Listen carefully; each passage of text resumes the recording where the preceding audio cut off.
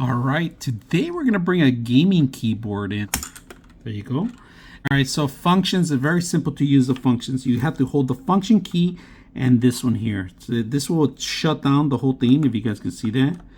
That's pretty much it. All right, now once you have it on, you hit function and there's two keys, two brackets, and this will lower the actual light. So function, and we're gonna make it lower, and it's dimmed down, and then we're gonna make it high as possible. So you have these options to lower it down or bring it higher, and then of course function to turn it off. And let's do the keyboard test. How quiet it is.